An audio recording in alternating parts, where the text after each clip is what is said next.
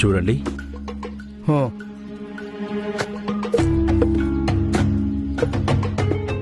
నేను మీకు ఎంతో రుణపడి ఉన్నాను. మీరు కొల్హాపూర్ పద్ధతులను పాటిస్తూ నా కూతురు పెళ్లికి ఏర్పాట్లన్నీ చేసి పెడుతున్నందుకు. మీ కారణంగానే నా కూతురికి ఇప్పుడు ఈ పెళ్లి చక్కగా జరగబోతోంది. మీరు ఇంకా మీ పిల్లలు క్షేమంగా ఉండాలని నేను కోరుకుంటున్నాను.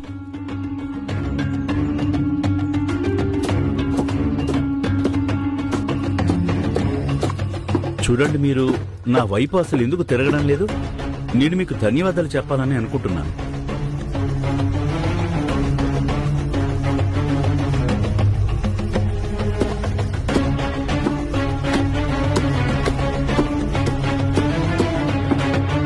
నేను ఏదైతే చేస్తున్నానో సాయి కోసం చేస్తున్నాను. మీరేం చెప్పాలన్నా సాయితో చెప్పండి. నాకు చాలా పనులున్నాయి. చూడండి, ఇదిగోండి.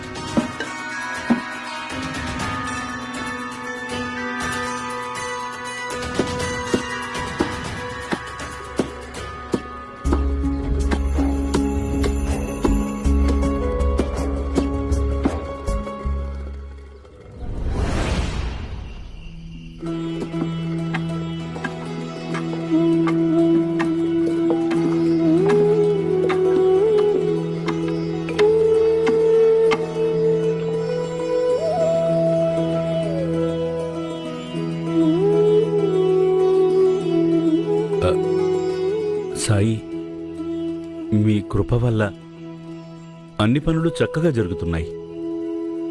అంతా దేవుడి దయే. కానీ సాయి, అది ఆ వ్యక్తి ఉన్నారు కదా, ఎవరికైతే మీరు ఈ పెళ్లి బాధ్యతలను అప్పగించారో అతన్ని చూసి నేను కాస్త ఆశ్చర్యానికి గురయ్యాను. ఉదయం నుండి అతను ఇంతవరకు ఆగకుండా పని చేస్తూనే ఉన్నారు. ఒక్క క్షణం కూడా ఆయన విశ్రాంతి తీసుకోలేదు. బరువైన వస్తువులను ఎత్తడం దగ్గర నుండి మసాలా రుబ్బడం వరకు పనులన్నీ చేశారు. ఆయన అలసిపోలేదు.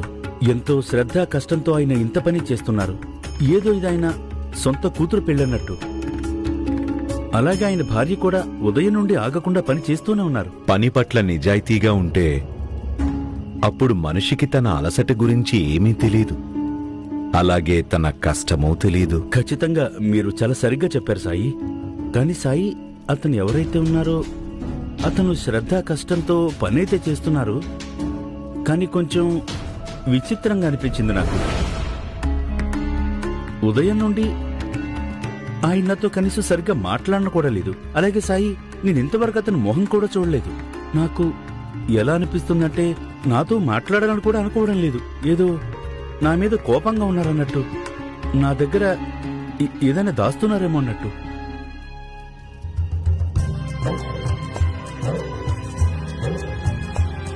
శివశంకర్, ఒకవేళ నువ్వు కూడా నా దగ్గర ఏమైనా దాస్తున్నావా ఏంటి? మీరు అసలు ఏమంటున్నారు సాయి? నేను అనడం లేదు, నిన్ను అడుగుతున్నాను. నువ్వు నా దగ్గర ఏమైనా దాస్తున్నావా? అంటే అదేం లేదు సాయి. నేను మీ దగ్గర ఏం దాస్తాను? నువ్వు నాతో చెప్పాలనుకున్న విషయం అసలు ఏమీ లేదంటావా శివశంకర్? లేక చెప్పలేకపోతున్నావా? ఏదైనా ఒక విషయం నీ మనసులో భారంగా ఉందేమో.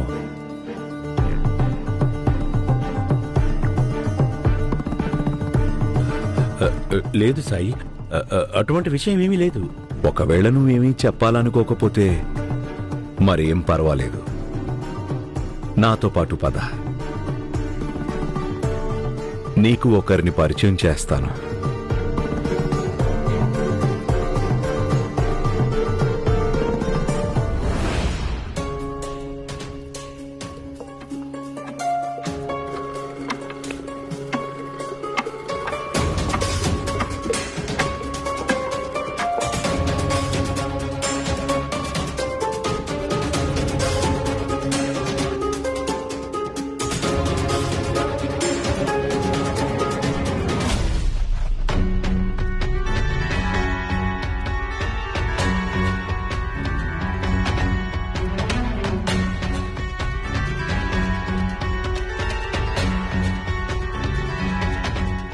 శివశంకర్, ఈ విషయం తెలిస్తే ఆశ్చర్యపోతావు. ఈ వ్యక్తి ఎవరైతే నేను చెప్పడం వల్ల నీకు సహాయం చేస్తున్నాడో ఆ వ్యక్తి చంపక్లాల్. నీ ఇంట్లో దొంగతనం చేసిన ఆ నవీన్కి తండ్రి ఇతను.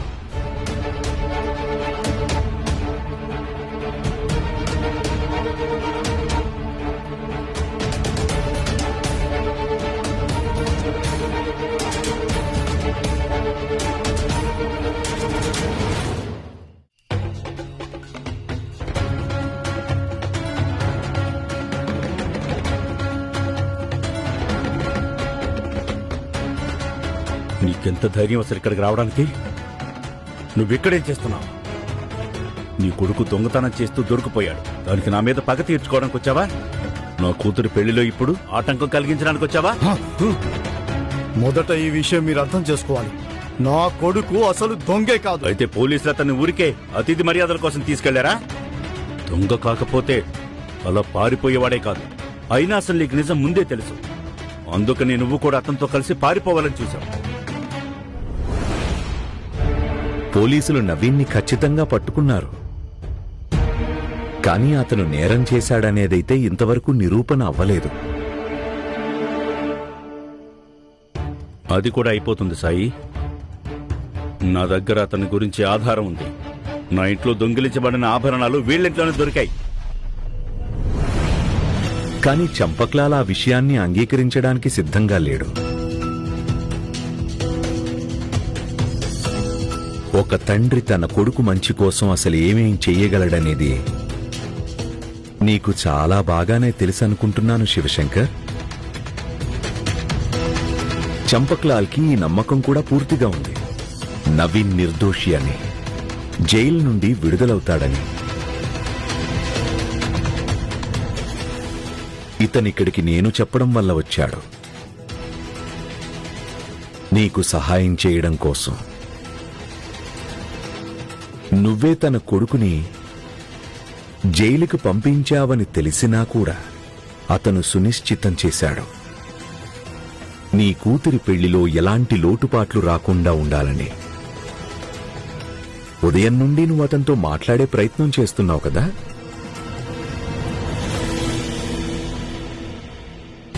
నాకు నా కూతురి పెళ్లికి ఎలాంటి మనుషుల అవసరం ఏమాత్రం లేదు. నాకతని మీద నమ్మకం లేదు. ఒకవేళ తినంతా తెలిసి కూడా నాకు సాయం చేయడానికే వచ్చాడంటే అతను చేసేది సాయం కాదు, నాటకం ఆడుతున్నాడు. ఖచ్చితంగా ఇతను ఏదో ఒక గందరగోళం చెయ్యాలని నిర్ణయించుకుని ఉంటాడు. సాయి, నేను మీకు ముందే చెప్పాను కదా, నేను ఇతనికి ఎలాంటి సాయం చేయనని. మీరే చూశారు కదా, ఇతను అసలు ఎవరికీ కూడా మర్యాద ఇవ్వడు. నా కొడుకు ఎంతో కష్టపడి శ్రద్ధగా ఇతని కోసం పనిచేశాడు. కానీ ఇతను ఏం చేశాడు? నా కొడుకునే ఇరికించేశాడు. నేను పోనీలే అని ఇతనికి సహాయం చేస్తున్నాను, కానీ ఇప్పుడు ఇతను నా మీదే నిందలు వేస్తున్నాడు. ఇతనికి ఎవరి సహాయం పొందడానికి అర్హత లేదని నా ఉద్దేశం. సాయి, మీరు కూడా ఇతనికి సహాయం చేయకండి. నాకు నీ సహాయం అవసరం లేదు కూడా. నేను నా కూతురు పెళ్లికి స్వయంగా ఏర్పాట్లు చేసుకోగలను. సాయి, ఇతనికి చెప్పండి, ఇప్పటికిప్పుడే ఇక్కడి నుంచి వెళ్లిపోమని చెప్పండి. నాకు తెలుసు నీలాంటి వాళ్ళకి మర్యాద ఇవ్వడం అనేదే తెలియదని. కానీ సాయి, నాకు కూడా ఓర్పు సహనానికి ఒక హద్దు ఉంటుంది. ఈ అవమానాన్ని సహించిన తర్వాత నేనిక్కడ ఉండలేను. ఏ మనిషి అయితే నన్ను, నా కుటుంబాన్ని పూర్తిగా దుఃఖంలో ముంచేశాడో అతను ఇక్కడ వేడుకలు జరుపుకుంటున్నాడు. అది చూసే ధైర్యం అయితే నాకు అసలు లేదు. దీనికంటే ఇదే ముఖ్యం, నేను నగరంలో ఉండిపోవడమే. కనీసం నేను నా కొడుకు దగ్గరగా ఉంటానుగా. నేనిప్పుడే వెళ్ళిపోతాను సాయి. కానీ చంపక్లాల్, సాయి, మీరు నన్ను ఆపకండి. నేనిక్కడ ఉండలేను. ఖచ్చితంగా మీ మాటను కాదంటున్నందుకు నాకు పాపం తగులుతుంది. రాముడు నీకు మేలు చెయ్యాలి.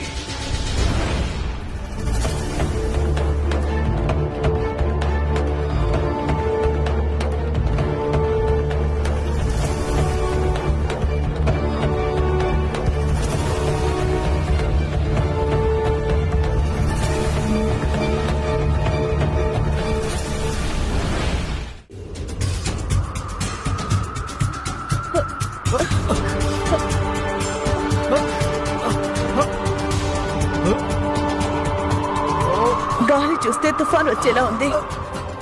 ఇలాగైతే మనం ఇక్కడి నుంచి ఎలా వెళ్ళగలం చెప్పండి? చాలా ప్రమాదకరంగా ఉంది. ఇది కాస్త తగ్గుముఖం పట్టే వరకు ఇక్కడే ఎక్కడో తలదాచుకుందామండి. సరే, అక్కడికి వెళ్ళి చూద్దాం. రా ఆ, రా.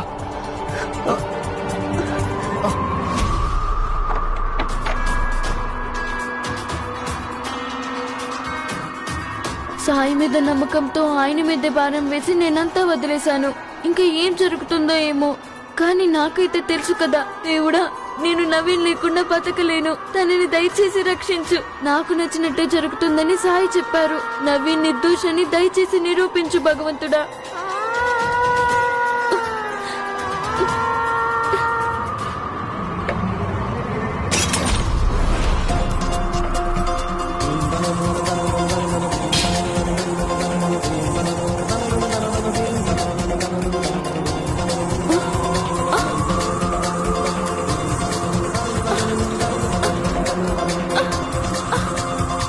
మంటలు మంటలు నాన్న, అమ్మా, నాన్న, మంటలు, కాపాడండి.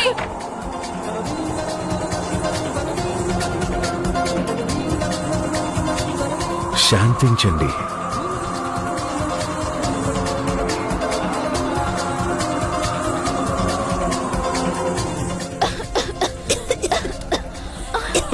నాన్న, కాపాడండి, కాపాడండి. అమ్మా, ఏంటిది? మంటలు, ఎవరో అరుస్తున్న శబ్దం వినిపిస్తుంది కదా. కాపాడండి. మీరందరేంటి అలా చూస్తున్నారు? వెళ్ళి త్వరగా బావి నుండి నీళ్లు తీసుకురండి. బాబాయ్, మీరు త్వరగా వెళ్ళి సాయిని పిలుచుకురండి. వెళ్తాను. అయ్యో, అది శివశంకర్ గారి కుటుంబం కదా.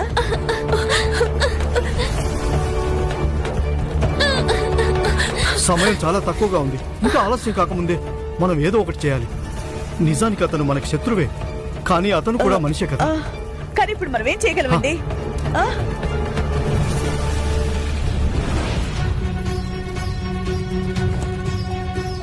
ఏమండి, మీరు ఏం చేస్తున్నారు?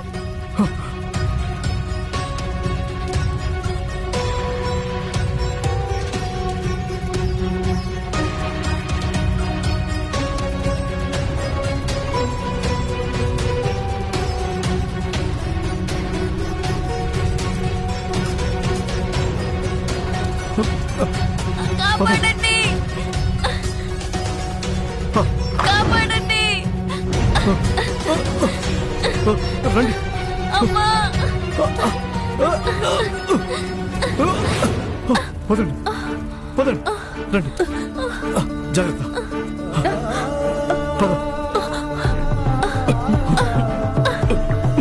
జాగ్రత్త.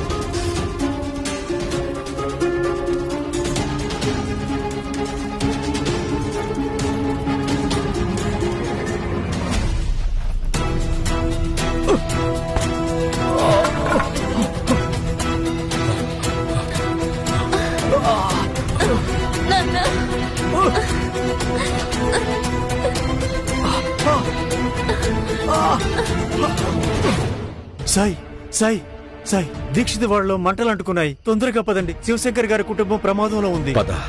ఆ,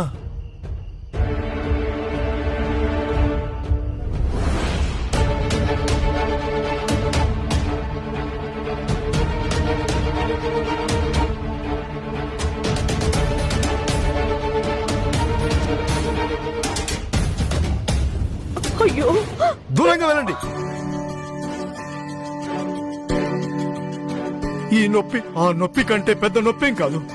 మీరు నా కొడుకు మీద పూర్తిగా అబద్ధపు నిందలు వేశారు. నన్ను మీరు ముట్టుకోకండి.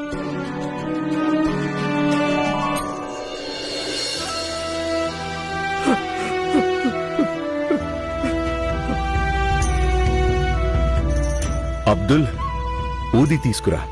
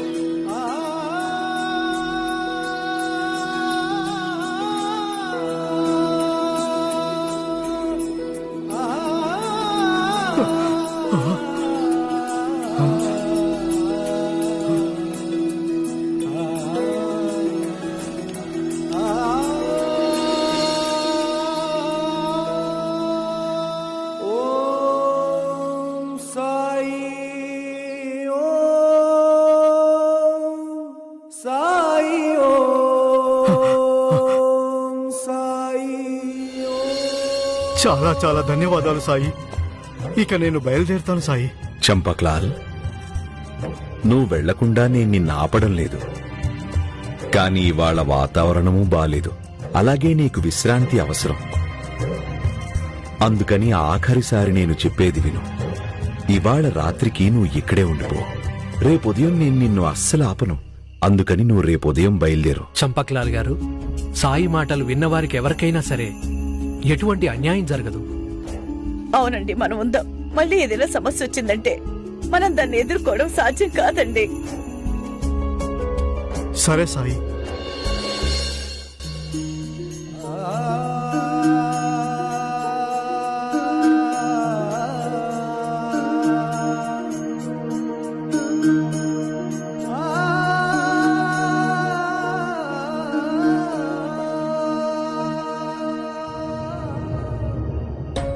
నువ్వేం కంగారు పడకు శివశంకర్, అంతా సర్దుకుంటుంది. రేపు నవీన్ని కోర్టులో ప్రవేశపెడతారు. మీ ఇంట్లో దొంగతనం చేసినందుకు అతనికి జైలు శిక్ష కూడా పడుతుంది. అప్పుడు నీ కూతురి పెళ్లిలో ఎలాంటి ఆటంకం కలగదు. దొంగకి శిక్ష పడుతుంది. నీ కూతురి జీవితం సంతోషాలతో నిండిపోతుంది. ఇవాళ కూడా తను తన పెళ్లి గురించి ఆలోచిస్తూ చాలా సంతోషంగా ఉంది.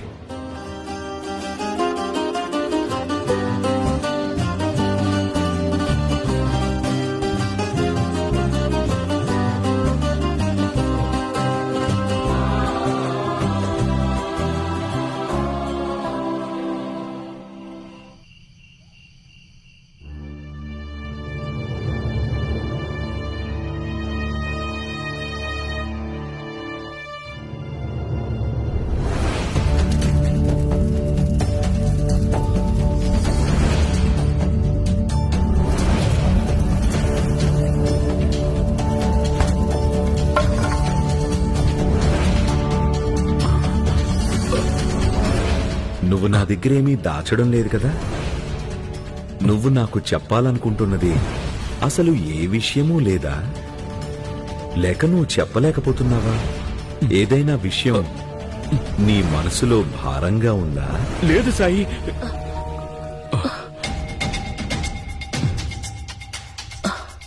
ఏమైందండి? ఏదైనా పీడకలు వచ్చిందా? మీరెందుకంత కంగారుగా ఉన్నారు? ఏమైనా జరిగిందా? తప్పు చేశాను. అవును కదా, నేను నా కూతుర్ని ఎంతో ప్రేమిస్తున్నాను.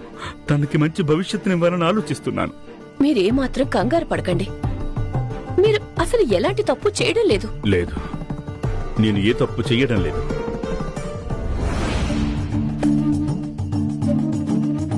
నవీన్ విషయంలో కూడా నేనేం తప్పు చేయలేదు.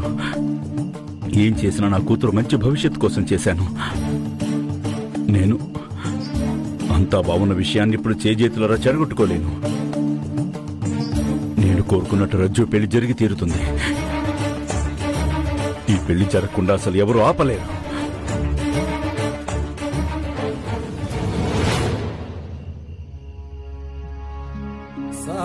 అల్లా